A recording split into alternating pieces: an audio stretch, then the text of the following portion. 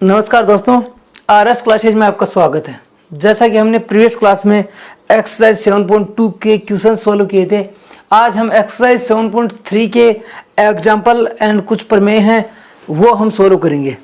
जैसा कि मैंने आपको बताया, कल जो पिछली जो एक्सरसाइज थी उसमें हमने 7.2 में क्या क्या किए थे। उससे पहले 7.1 और 7.2 में हमने क्या क्या किया। हमने क्या त्रिभुजों की सर्वांग समता सिद्ध की। कैसे? एक थी कौन सी? भुजा कोण, यानी ऐसे एस भुजा कोण भुजा सर्वांग समता।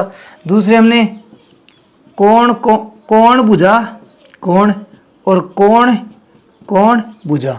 तीन थी भुजा कोण भुजा कोण कोण भुजा। और क्या किया हमने? क्या त्रिभुज की अगर दो भुजाएं बराबर हैं तो उनके सामने के कोण बराबर होते हैं, और सामने के कोण, अगर दो कोण बराबर हो तो उनके सामने की भुजाएं क्या होगी? बराबर। ये किया। आज हम इस सर्वांग समता के एक और पहलू को देखेंगे, दो पहलू और देखेंगे, एक नहीं दो पहलू देखेंगे आज। जैसे कि आपने देखा भुजा कोण भुजा कोण भुजा। अब देखो, एक है अगर तीनों कोण बराबर हो तो हम उसको सर्वांग सम कभी नहीं कह सकते, क्योंकि जैसे मैंने ये त्रिभुज बनाया, इसी को मैंने अगर जूम कर दिया तो कोण तो सेम रह जाएंगे, लेकिन भुजाएं क्या हो जाएंगी? इनकी भुजाएं क्या हो जाएंगी? ये छोटी है और ये क्या हो जाएंगी? बड़ी। तो हम तीनों कोण से कभी किसी त्रिभुज को क्या नहीं कर सकते? सर्वांग सम सिद्ध नहीं कर सकते। अगर तीनों कोण बराबर हो तो हम सर्वांग सम सिद्ध नहीं कर सकते। लेकिन एक है आपके पास, अगर तीनों भुजाएं हो जाए, एक लॉजिक कौन सा है? तीनों भुजाएं अगर तीनों साइड बराबर हो जाएं तो वो दोनों त्रिभुज क्या होंगे? सर्वांग सम। कैसे? आपने मानो एक त्रिभुज बनाया, ये आपने ये 4 सेंटीमीटर, ये 5 सेंटीमीटर और ये मान लो 3 सेंटीमीटर ये रेखाएं खींची। अब आप सेम दूसरा, अगर यही 4, 3 और 5 सेंटीमीटर का रेखाखंड का एक त्रिभुज खींचोगे, जिसमें एक भुजा 4 सेंटीमीटर, एक 5 और एक 3, अगर ऐसे ही है, संगत भुजा होनी चाहिए, संगत भुजाएं, तो आप इस त्रिभुज को उठा के इसके ऊपर रखोगे तो पीछे वाला त्रिभुज आपको दिखाई नहीं देगा। इसका मतलब क्या हुआ? ये दोनों त्रिभुज क्या हैं? सर्वांग सम। क्या है? दोनों त्रिभुज सर्वांग सम। तो सर्वांग समता का एक पहलू और है कि अगर तीनों भुजाएं हमें दे रखी हो, एक त्रिभुज की तीनों भुजाएं दूसरे त्रिभुज की तीनों संगत भुजाओं के बराबर हो। संगत मतलब मैंने बताया, ये भुजा इसके बराबर हो, ये इसके बराबर हो और ये इसके बराबर हो, तो दोनों त्रिभुज क्या होते हैं? सर्वांग सम। तो उस नियम को हम क्या कहेंगे? Triple S. क्या कहेंगे? Triple S. भुजा कोण भुजा क्या कहेंगे? भुजा देखो मैं बता देता हूँ। अब ये आप यहाँ लिख लो, नया नियम पढ़ेंगे हम। भुजा ये नियम सारे लिखूंगा मैं यहीं पे, ताकि आपको बार बार मैं याद रिपीट करवा सकूं कि हाँ देखो ये क्या है, ये कौन सा वाला है, ये कौन सा वाला है। तो जो जिस नियम से हम किसी क्वेश्चन को करेंगे उसके साथ ये नियम बता दूंगा। नेक्स्ट वाला इसमें है, हमें दे रखा हो, अगर देखो एक त्रिभुज है, एक त्रिभुज ये है, एक त्रिभुज ये है। अब इसमें मान लो कि ये कोण क्या है? समकोण। क्या है? समकोण। मतलब दो त्रिभुज हैं जिसमें क्या है? दो कोण क्या है? समकोण है। क्या है? समकोण। देखो दो तो नहीं, एक कोण क्या होता है? समकोण। दोनों त्रिभुज क्या है? समकोण त्रिभुज। यानी ये कोण कितने डिग्री का है? 90 डिग्री का, ये 90 डिग्री। अब देखो, अगर कोई त्रिभुज समकोण होता है तो उसकी क्या पहचान होती है? समकोण में क्या कहते हैं?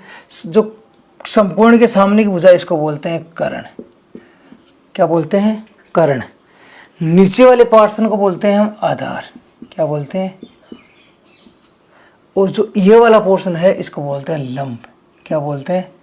लंब। देखो, जो 90 के सामने होता है उसको बोलते हैं कर्ण। आधार का मतलब क्या होता है? बेस। बेस मतलब नीचे जो पोर्शन होता है उसको क्या बोलते हैं हम? आधार। जिसपे त्रिभुज बना हुआ है, ये क्या हो गया? आधार। और जो खड़ा होता है, जो 90 डिग्री एंगल बनाता है इस आधार के साथ, जो 90 डिग्री का कोण बनाता है, आपने पिछली जो क्लासेज हुई हैं उनमें क्या बताया था मैंने कि ये इस पे लंब है, मतलब ये क्या कर रहा है? इसके साथ क्या? 90 डिग्री कोण बना रहा है। तो इसको क्या बोलते हैं? ऊपर वाले को लंब। ये हो गया कर्ण और ये आधार। किसी भी समकोण त्रिभुज में कर्ण सबसे बड़ी भुजा होती है, इससे बड़ी कोई भुजा नहीं होती।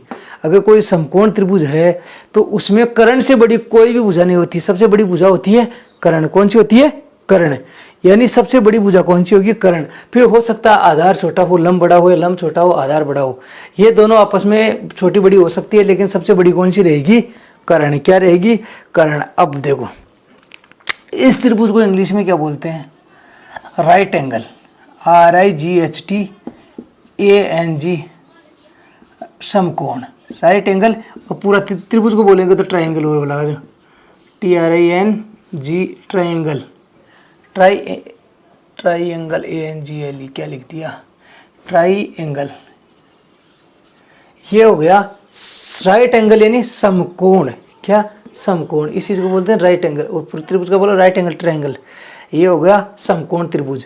तो इस चीज को बोलते हैं राइट एंगल। तो समझ लेना राइट एंगल के लिए हम यूज करेंगे क्या, आर, क्या यूज करेंगे, आर।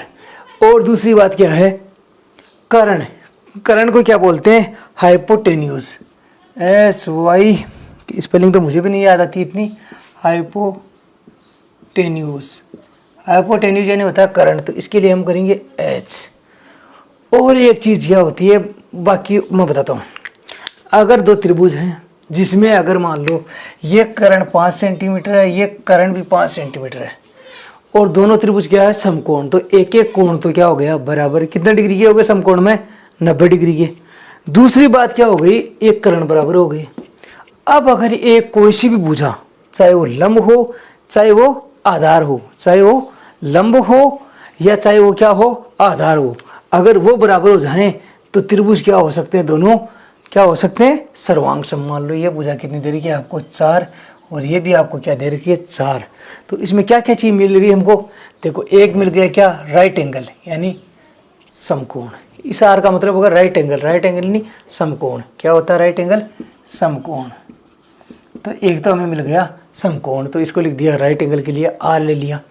दूसरा हमको दे रखा है क्या, क्या दे रखा है, एच। एच क्या होता है, हाइपोटेन्यूज, यानी एक कर्ण को इंग्लिश में बोलते हैं हाइपोटेन्यूज।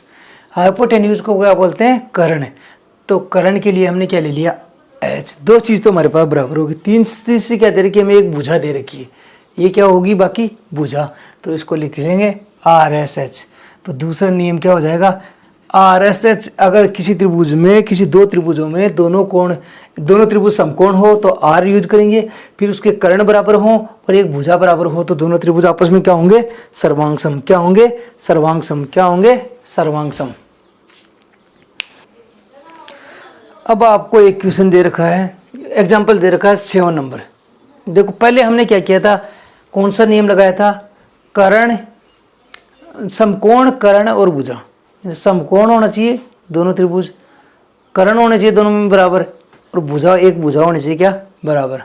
अब उस चीज को हम क्या यहाँ पे करेंगे तो थोड़ा हमें पता चलेगा। देख कैसे राइट एंगल निकालते हैं, कैसे राइट एंगल निकालते हैं, राइट एंगल में 90 डिग्री। अब हमें दे रखा है एक त्रिभुज APB और एक त्रिभुज दे रखा है AQB। ये बोला गया है कि दोनों क्या हैं, जो P और Q जो रेखाखंड है वो बिंदु A और B से दोनों क्या हैं, आपस में बराबर बराबर दूरी पर स्थित है। मतलब ये दूरी और ये दूरी, यानी PA और PB आपस में क्या है, बराबर दे रखा है। और यहाँ से QA और QB ये आपस में क्या दे रखे हैं, बराबर दे रखे हैं। ये हमें क्या है, बराबर दे रखा है।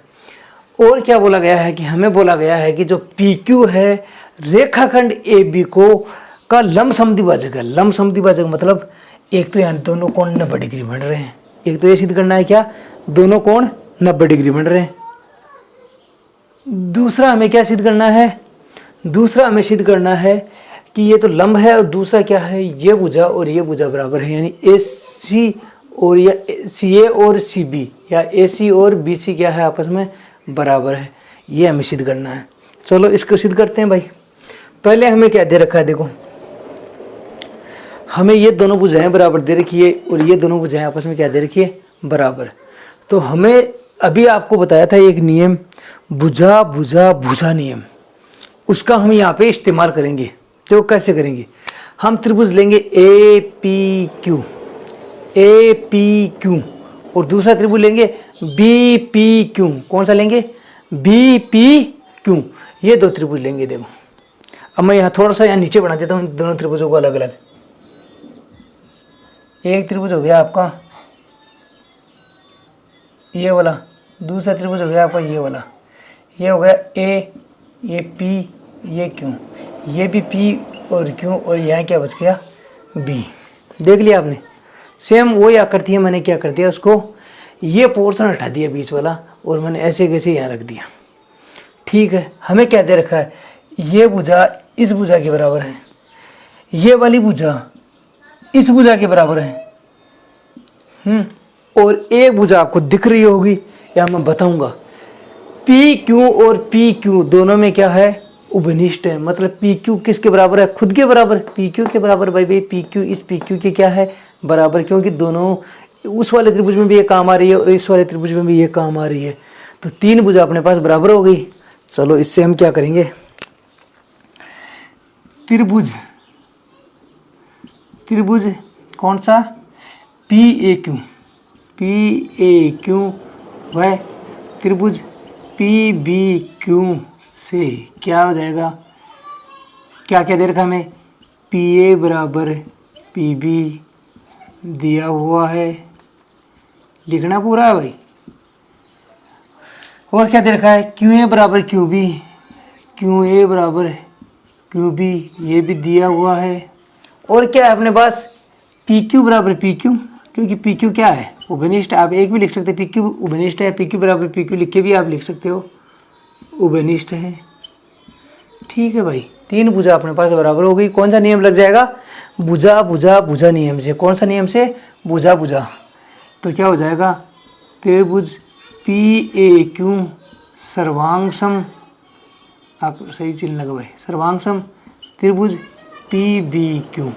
नियम क्या हो जाएगा, एस एस से, भुजा भुजा भुजा नियम से। देखो ये भुजा इस भुजा के बराबर, ये भुजा इस बराबर, ये भुजा क्या होगी, खुद अपने आप में बराबर है दूसरे वाले के लिए, क्योंकि इधर इनको अलग अलग त्रिभुज बनाऊंगा तो ये पी क्यू आएगी और ये भी क्या आएगी, पी क्यू आएगी। तो तीन भुजा बराबर हो गई। तो मैंने क्या किया, भुजा भुजा भुजा नियम से तीनों को क्या कर दिया, सर्वांग सम सिद्ध कर दिया। क्या कर दिया, सर्वांग सम।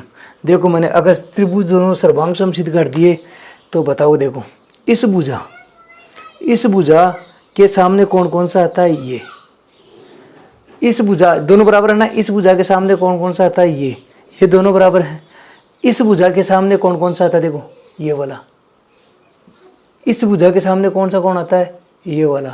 तो हमें क्या करना है, एक साइड कोई सा भी कर लो, नीचे वाले से कर लो या ऊपर वाले से, एक से हम क्या कर देंगे, हमें ये कोण लाने हैं कि ये दोनों कोण बराबर करके हमें इस कोण का मान 90 डिग्री लाना है, या फिर इसका किसी भी एक कोण का मान आप 90 डिग्री ले आओगे तो ये क्या हो जाएगा, अपने आप ऑटो में इस पे ए बी पे क्या हो जाएगा, लंब।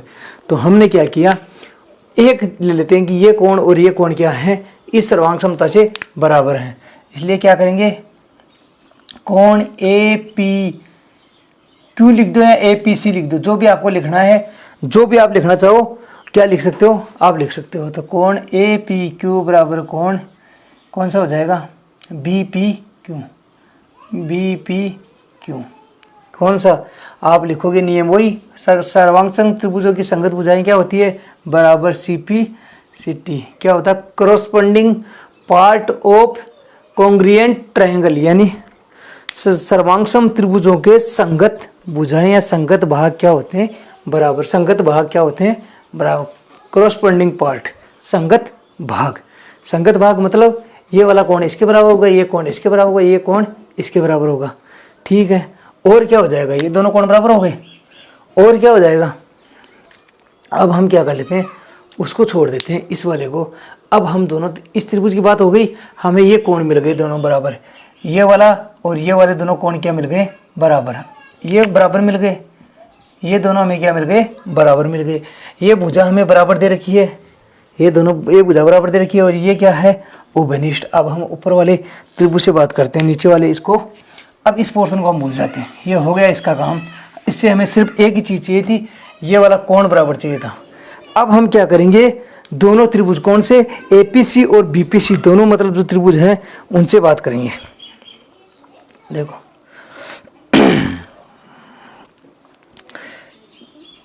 कौन सा ले दो, एपीसी ले लो या पीएसी, जो भी है। त्रिभुज पीएसी व त्रिभुज पीबीसी से, इसमें क्या बराबर हो गया, एपी बराबर जो दे रखा है, पीए बराबर पीबी दे रखा है आपको, ये तो ऑलरेडी जो ऊपर वाले में लिखा सेम, पीए बराबर पीबी।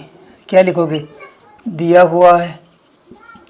ठीक है, और क्या है, इसको समीकरण में कहाँ देता हूँ, इसको समीकरण लेता हूँ 1।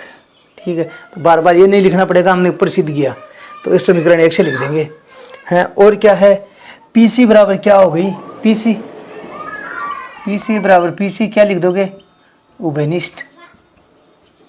दोनों त्रिभुज में, इस त्रिभुज की बात कर रहा हूँ मैं, इस वाले की और इस वाले की, दोनों छोटे त्रिभुज है ना, नीचे वाला भुजा, ये दोनों में ये दो भुजाएं बराबर होगी, ये उभयनिष्ठ हो गई, और ये कोण हमने क्या कर दिया, समीकरण 1 से बराबर कर दिया। कोण कौन से बराबर किया हमने, कोण ए पी। अब इसे सी लिख देंगे, क्यों लिखने की जरूरत नहीं है, क्योंकि अब इससे इसमें नहीं है तो यहाँ तक ही आ जाएंगे हम, यहाँ तक ही बना लेंगे अपना। कोण ए पी सी बराबर क्या लिख दोगे, कोण बी पी सी, क्योंकि हमें क्यों की जरूरत ही नहीं है, हमें यहाँ तक ही चाहिए ये। तो दोनों क्या है, किससे बराबर हो जाएंगे, समीकरण 1 से, ये क्या हो गए, बराबर हो गए। अब क्या चाहिए, अब क्या चाहिए हमें, देखो क्या चल मिल गया, दो भुजा और बीच का कोण, भुजा कोण भुजा मिल गई हमें, ये भुजा मिल गई, फिर ये कोण मिल गया, फिर ये भुजा मिल गई, ये भुजा ये कोण और ये भुजा क्या हो गई, आपस में बराबर। कौन सा नियम लगा दूंगा, भुजा कोण भुजा नियम से क्या हो जाएगा, त्रिभुज पी ए सी सर्वांग सम, त्रिभुज पी बी सी भुजा कोण भुजा नियम से, नियम लिख देना आगे। तो हमें ये जो दोनों त्रिभुज, छोटे वाले दोनों त्रिभुज क्या हो गए, बराबर हो गए, क्या हो गए, दोनों त्रिभुज बराबर हो गए, ये वाला और ये वाला। तो देखो ये कोण बराबर हो गए, ये भुजा बराबर हो गई, तो कौन सी भुजा बच जाएगी, ये और ये भुजा भी क्या हो जाएगी आपस में बराबर, क्योंकि दोनों क्या हो गए, सर्वांग सम। तो लिख देंगे हम क्या हो जाएगी, ए सी बराबर सी बी, ए सी बराबर सी बी लिख दो, या सी ए बराबर सी बी, सी ए बराबर क्या हो जाएगा, सी बी। इसलिए क्या लिखोगे, वही सी पी सी टी, क्या लिखते हो, सी पी सी टी लिखते हो ना। सर्वांग सम त्रिभुजों के संगत भाग क्या होते हैं, बराबर होते हैं। दूसरी बात, कौन सा कोण, पी सी ए और पी सी बी, ये दोनों कोण क्या हो जाएंगे, बराबर, तथा कोण पी सी ए बराबर कोण पी सी बी। ये चीज़ आपको समझ में आ गई होगी, सेम इसी नियम से सर्वांग सम त्रिभुजों के संगत भाग। कैसे, ये कोण इसके बराबर हो गया, ये वाला कोण किसके बराबर हो जाएगा, इसके बराबर, ये कोण किसके बराबर हो जाएगा, इसके बराबर। क्यों, देखो अभी देखना, हमें ये भुजा बराबर मिली है, ये दोनों में, इस भुजा के सामने ये कोण आता है, इस भुजा के सामने, तो ये दोनों कोण बराबर होंगे। ये दोनों भुजाएं बराबर है, इसके सामने ये कोण आता है, इसके सामने कौन सा ये कोण आता है, ये दोनों कोण बराबर होंगे, और बाकी बच गई ये दोनों भुजाएं आपस में क्या होंगी, बराबर। तो एक चीज तो मिल गई, सी ए और सी बी क्या है, बराबर है। तो जो लंब समद्विभाजक है, समद्विभाजक तक तो काम हो गया। अब हमें ये करना है कि ये 90 डिग्री और हो जाए। इसको लिख देता हूँ समीकरण 2, क्या लिख देता हूँ, समीकरण 2। अब क्या करेंगे, हमें ये चाहिए कि ये कोण एक 90 डिग्री हो जाए। तब आपको यहाँ थोड़ा बता देता हूँ, यहाँ पे देखो, कोण पी सी ए प्लस कोण पी सी बी बराबर कितना होगा, 180 डिग्री। कौन से कोण, रैखिक कोण युग्म, कोण युग्म। कैसे, देखो ये एक लाइन है, इसमें कितना डिग्री कोण बनेगा, 180 डिग्री का। तो मैंने क्या किया, इस कोण का और इस कोण का योग कितना होगा, 180 डिग्री। और क्या लिखते हैं, एक लाइन पे रेखा पे बने हुए, एक ही रेखा पे बने हुए कोणों को क्या बोलते हैं, रेखीय कोण युग्म। ये दोनों क्या हो गए, रेखीय कोण युग्म, मतलब इन दोनों का योग कितना होगा, 180 डिग्री। वही बात मैंने यहाँ लिख दी कि पी सी ए और पी सी बी क्या हो जाएगा, 180 डिग्री। लेकिन पी सी ए और पी सी बी आपस में क्या है, बराबर है। क्या है, बराबर है। तो मैं पी सी बी की जगह पी सी ए लिख दूँ तो कोई फर्क पड़ेगा, पी सी ए और पी सी बी क्या है, बराबर है। तो मैं पी सी बी की जगह क्या लिख दिया, पी सी ए लिख दूँ। तो क्या हो जाएगा, कोण पी सी ए प्लस कोण पी सी ए बराबर 180। कितने हो गए, 2 पी सी ए, 2 कोण पी सी ए बराबर कितना हो गया, 180। 2 क्या है यहाँ पे गुणा में है, इधर आते किस में होगा, भाग में। कोण पी सी ए बराबर कितना हो जाएगा, 180/2 बराबर कितना डिग्री आ गया, 90 डिग्री। कितना आ गया, 90 डिग्री। यही हमें क्या चाहिए था, क्या चाहिए था, चाहिए था। अब देखो ये 90 डिग्री आ गया। और समीकरण 1 देखो, दो देखो, सी ए और सी बी बराबर, सी ए बराबर क्या आ गया, सी बी आ गया। क्या हमें चाहिए था, रेखाखंड पी क्यू ए बी का क्या है, लंब समद्विभाजक। इसको लिख दो आप समीकरण नंबर 3। तो लिख देना समीकरण 2 व 3 से क्या हो जाएगा, सेम बात लिख देना, पी क्यू रेखाखंड कौन से का, ए बी का लंब समद्विभाजक है। क्या, लंब समद्विभाजक है, समद्विभाजक भाजक है। देखो एक बार दोबारा समझ लो, आपको इतना दिया हुआ था कि जो P और Q है बिंदु A और B से बराबर दूरी पे स्थित है, मतलब जितना ये दूरी है उतना ये दूरी होगी, इसी प्रकार जितना ये दूरी है उतना ही क्या होगी, ये दूरी होगी। A और B से ये क्या है, बराबर दूरी पे, मतलब A से जितनी दूरी ये होगी B से भी उतनी दूरी होगी, इसी प्रकार A से जितनी ये दूरी होगी B से भी उतनी दूरी होगी। अब हमें क्या करना है कि ये कोण 90 डिग्री और ये बताना है कि ये दोनों क्या है, बराबर। इसके लिए हमें क्या चाहिए, हम क्या करते हैं, एक बार ये कोण एक कोण मिल जाए हमें बराबर, या फिर ये कोण से कर ले। तो हमने क्या किया, पहले त्रिभुज लिया PAQ, ये आधे वाला, फिर ये आधे वाला त्रिभुज लिया PBQ। तो इसमें क्या हो गया, ये दोनों भुजाएं बराबर दे रखी हैं, ये दोनों भुजाएं बराबर दे रखी है, और ये भुजा क्या होगी, दोनों में काम आ रही है, मतलब उभनिष्ठ हो गई। तो भुजा नियम से हमने क्या किया, दोनों को सर्वांग समसिद्ध कर दिया। अब सर्वांग समसिद्ध कर दिया तो ये कोण इसके बराबर, ये कोण इसके बराबर, ये पूरा कोण इसके बराबर हो जाएगा। यही हुआ। अब हमने किसी इस वाले से कर लो चाहे इस वाले से, हमने इस वाले से किया, ये दोनों कोण हमें बराबर मिल गए। तो हम अब छोटे वाले दोनों त्रिभुज लेते हैं, ये वाला और ये वाला दोनों त्रिभुज लेते हैं।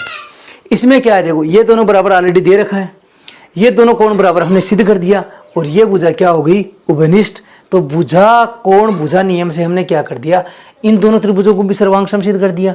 अब इन दोनों को अगर सर्वांग समसिद्ध किया तो ये दोनों भुजाएं क्या हो जाएंगी, बराबर। जो हमें ज्ञात करना था कि ये समद्विभाजक है, तो समान दो भागों में बांट दी, क्योंकि ये और ये बराबर हो गई, तो मतलब इस रेखा ने इसको बराबर भागों में बांट दिया। अब एक चीज और चाहिए कि लंब भी चाहिए, मतलब ये कोण भी चाहिए हमें कितने डिग्री का, 90 डिग्री का। जब ये सर्वांग सम हुए तो ये कोण और ये कोण भी आपस में क्या थे, बराबर। ये कोण इसके बराबर, ये कोण इसके बराबर, ये कोण इसके बराबर। लेकिन इन दोनों कोणों का योग क्या होता है, 180 डिग्री। क्यों, एक रेखा पे बने हुए कोण है, क्या है, एक रेखा पे बने हुए कोण। इनका क्या है, रेखीय कोण युग्म में होता है 180 डिग्री का। भाई ये पूरा कोण होता है 180 डिग्री का। तो मैंने क्या किया, इसका जोड़ और इसका जोड़ क्या कर दिया, 180 कहाँ पे किया, यहाँ पे। अब बताया कि ये दोनों कोण तो बराबर है, तो मैंने क्या PCB की जगह क्या लिख दिया, PCA लिख दिया। अगर दोनों बराबर हैं तो क्या मैं उसकी जगह ये यूज कर सकता हूँ। तो एक PCA और एक PCA, कितने PCA हो गए, 2 PCA। 2 PCA, 2 यहाँ गुणा में उधर जाते क्या हो जाएंगे, भाग में हो जाएंगे। 180 में 2 का भाग देंगे तो 90 डिग्री। अब ये कोण 90 डिग्री आ गया तो ये भी 90 डिग्री आएगा।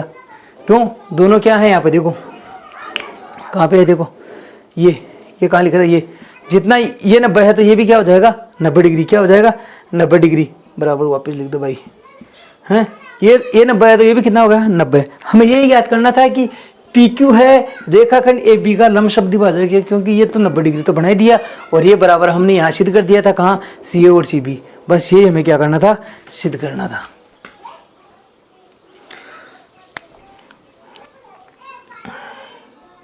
नेक्स्ट क्वेश्चन दे रखा है आपको, एग्जाम्पल नंबर 8। क्या दे रखा है, L और M क्या है, 2 प्रतिच्छेदी रेखाएं हैं। इन L और M एक दूसरे को बिंदु A पे काटती है, प्रतिच्छेदी है, और रेखा बिंदु किस पे काट रही है, A पे काट रही है। A पे पूरा कोण ये बनता है। अब ये बोला गया है कि एक बिंदु P है जो B व इसके बिंदु C, यानी इस दोनों रेखाओं से क्या है, समान दूरी पे स्थित है। तो हमने क्या ले लिया, यहाँ बिंदु B ले लिया और यहाँ बिंदु क्या ले लिया, C ले लिया। बोला कि ये दोनों प्रतिच्छेद करती है, उनसे बराबर दूरी पे स्थित है, मतलब ये वाली और ये वाली दोनों आपस में क्या है, बराबर। मतलब जितनी इसकी दूरी यहाँ से इतनी है, यहाँ से भी क्या है, उतनी ही दूरी है। दूसरी बात है, कोई भी चीज़ ना समान दूरी पर स्थित होती है तो हम क्या मानते हैं उसको, कि वो इसके ऊपर लंब है। किसी भी दूरी, दो बिंदुओं के बीच में अगर हमें दूरी ज्ञात करनी है तो हम क्या करते हैं, इस पे भी लंब डालेंगे और इस पे भी लंब डालेंगे। तो हमने क्या किया कि ये कोण B और कोण C क्या कर दिया, 90 डिग्री। हमने क्या कहा कि जो PB और PC क्या है, इस L और M पर क्या है, लंब है। क्या है, लंब है। ये 90 डिग्री बना दिया हमने। यह आपको बराबर दे रखी है। अब क्या कह रहा है कि ये बताओ कि जो AP रेखाखंड या PA रेखाखंड क्या है, इस पूरे कोण, जो कोण बताया मैंने A पूरा, इसको बराबर 2 भागों में बांटता है। मतलब ये वाला कोण और ये वाला कोण हमें क्या करना है, बराबर सिद्ध करना है। कौन सा कोण, कोण BAP बराबर कोण CAP, ये हमें क्या करना है, सिद्ध करना है। चलो भाई करते हैं। अब इसमें देखो कोण, जो नियम सारे मैंने यहाँ पे लिख दिए हैं। ये कोण आपको दे रखा है 90 डिग्री, कितना है, 90। ये भी क्या है, 90। ये इसको क्या बोलेंगे भाई, 90 डिग्री के सामने वाली भुजा को क्या बोलते हैं, क्या बोलते हैं, कर्ण बोलते हैं। क्या बोलते हैं, कर्ण। अभी रिसेंटली आपको क्या बताया, ये क्या है, कर्ण, जिसको इंग्लिश में क्या बोलते हैं, हाइपोटेन्यूज। तो ये हो गया आपका कर्ण। एक कर्ण और देखो कर्ण चाहिए, एक तो बोले समकोण चाहिए, समकोण दोनों है, मिल गया। एक कर्ण है, ये कर्ण क्या है, ऊपर वाले त्रिभुज में भी काम आ रहा है और नीचे वाले त्रिभुज में भी काम आ रहा है, तो कर्ण क्या हो गया, उभयनिष्ठ, तो कर्ण बराबर हो गया। और एक भुजा और चाहिए, ये भुजा हमें क्या दे रखी है, बराबर दे रखी है। तो हम इस नियम से क्या कर सकते हैं, दोनों त्रिभुजों को सर्वांग सम सिद्ध कर सकते हैं। अगर दोनों सर्वांग सम हो गए तो ये वाला कोण इस कोण के क्या हो जाएगा, बराबर हो जाएगा। और जो बात कह रहा है कि रेखाखंड एपी कोण पी ए को क्या करता है, समद्विभाजित करता है, क्या करता है, समद्विभाजित करता है, ये हम कर देंगे। चलो क्या हो गया, त्रिभुज कौन सा लिखोगे, ए पी सी और क्या लिखें, ए पी बी, त्रिभुज ए पी बी ले लेते हैं पहले, वह त्रिभुज ए पी सी से क्या दे रखा है हमें भाई, क्या दे रखा है, ए पी बी और पी सी में क्या दे रखा है, क्या दे रखा है, पी बी और पी सी बराबर दे रखे, पी बी बराबर पी सी, क्या लिखोगे, दिया हुआ है। नेक्स्ट क्या दे रखा है हमको, एपी बराबर क्या हो गया, एपी बराबर क्या हो गया, एपी क्या लिखोगे, उभयनिष्ठ। और कोण बी बराबर कोण क्या दे रखा है, कोण बी बराबर कोण सी बराबर 90 डिग्री दिया हुआ, यानी क्या लिख देंगे, वो ये बात लिख देना, क्या पी बी व पी सी एल व एम पर लंब है, लंब है, तो ये क्या हो गया, 90 डिग्री। ठीक है, हमें मिल गया एक कर्ण, एक भुजा, क्योंकि 90 के सामने वाले को क्या बोलते हैं, कर्ण, एक भुजा, वो समकोण ऑलरेडी दे रखा है।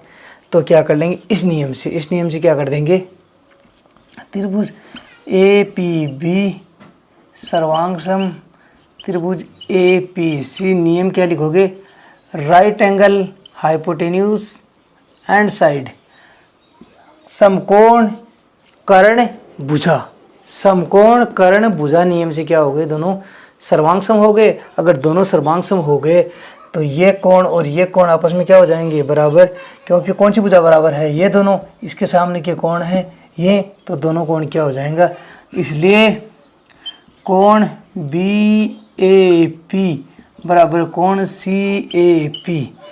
अब लैंग्वेज क्या लिखोगे, दोनों कोण बराबर हो गए तो आप ये भी लिख सकते हो क्या, कि एपी रेखाखंड कोण ए का समद्विभाजक है, या इतना कर दिया, इसमें आपका काम हो गया। देखो मैंने ज़्यादा कुछ नहीं किया इसमें, हमें इतना दिया गया था कि दो रेखाएं एक दूसरे को प्रतिच्छेद करती हैं और बिंदु ए पे करती हैं, ठीक है। और क्या दे रखा है कि ये जो पी बिंदु है वो एल और एम से बराबर दूरी पर स्थित है, ठीक है। अगर किसी की दूरी हम बराबर लिखते हैं तो हमने क्या कर दिया कि ये लंब बना दिया यहाँ पे, कि पी बी और पी सी क्या है, एल और एम पर क्या है, लंब है, यानी 90 डिग्री का कोण बना रहे हैं। अगर ये 90 डिग्री का कोण बना रहा है, ऊपर वाले त्रिभुज की बात करें तो 90 के सामने वाला क्या होता है, कर्ण, ये कर्ण हो गया, इसमें भी ये क्या हो गया, कर्ण हो गया। अब देखो ये दोनों हमको बराबर दे रखी है, ये दोनों कोण हमें 90 डिग्री दे रखा है, और ये कर्ण है, दोनों में काम आ रहा है, ऊपर वाले में भी काम आ रहा है, नीचे वाले में भी काम आ रहा है, तो ये हो गया उभयनिष्ठ। तो जिसमें कर्ण बराबर हो और दो कोण 90 डिग्री हो, एक इसका और एक इसका, दोनों के कोण 90 डिग्री हो, एक एक, और क्या बच गया, एक कोई सी भी भुजा बराबर हो, तो कौन से नियम से, समकोण कर्ण भुजा नियम से हमने क्या कर दिया, दोनों त्रिभुजों को सर्वांग समसिद्ध कर दिया। अब बस इतना ही था, हमने सर्वांग समसिद्ध कर दिया, तो क्या ये दोनों कोण बराबर थे, ये कोण इसके बराबर हो जाएगा, ये कोण किसके बराबर हो जाएगा, इसके। और कैसे निकालते हैं मैंने बताया, अगर दो भुजाएं क्या है, बराबर हैं, जो भुजाएं हमने बराबर ही सर्वांग समता में सिद्ध की है, उसके सामने के कोण बराबर होगा। जैसे ये बराबर किया, ये दोनों कोण देखो बराबर है 90 डिग्री की, देखो ये भुजा और ये भुजा बराबर, तो ये दोनों कोण बराबर होंगे। अब ये बाकी बच गई, ये भुजा और ये भुजा आपस में क्या हो जाएगी, बराबर, इनके सामने के कोण ये दोनों बराबर हो जाएंगे। लेकिन हमें तो ये चाहिए कि ये दोनों कोण बराबर हो जाएं, तो आप कह सकते हो कि एपी कोण ए का समद्विभाजक है, क्या है, समद्विभाजक है। देखो आज के दो एग्जाम्पल थे और दो प्रमेय थी। प्रमेय दो आपने कौन सी की, तीनों भुजाएं अगर दो त्रिभुजों की तीनों संगत भुजाएं आपस में बराबर हो तो भुजा नियम से दोनों त्रिभुज सर्वांग सम होंगे। अगर दो त्रिभुजों में एक एक कोण समकोण हो या एक एक कोण 90 डिग्री हो और एक कर्ण बराबर हो और एक कोई सी भी भुजा बराबर हो, तो क्या हो जाएगा, समकोण कर्ण भुजा नियम से दोनों त्रिभुज क्या हो जाएंगे, सर्वांग सम। दो चीज हमने ये सीखी और दो हमने एग्जाम्पल करके देख लिए। तो आज के लिए इतना ही है, अब कल की क्लास में फिर मिलेंगे। आप लोगों से रिक्वेस्ट है, जब भी क्लास देखे प्लीज़ प्रीवियस क्लास ज़रूर देख के आए और ज़्यादा से ज़्यादा लोगों तक ये पहुँचाए। उन लोगों तक नहीं जो इस क्लास में नहीं है, जो आपके सहपाठी है, आपके साथ पढ़ने वाले बच्चे हैं, उन तक पहुँचाओ। बाकी सब तक पहुँचाने की ज़रूरत नहीं है, हमें ज़्यादा पब्लिसिटी नहीं चाहिए। हमें चाहिए कि हमारी जो क्लास है, जो बच्चे हमारी इस क्लास को देखने वाले हैं, यानी जो क्लास 9th की स्टूडेंट है, उन तक ये क्लास पहुँचे। बाकी तक पहुँचाने की हमें कोई ज़रूरत नहीं है, उन तक ही पहुँचाओ। और बाकी लोग देखेंगे भी किस लिए, क्योंकि आप लोगों को देखना है, आपका भविष्य है इसमें। चलो अगली क्लास में फिर मिलते हैं, तब तक के लिए नमस्कार, थैंक यू वेरी मच।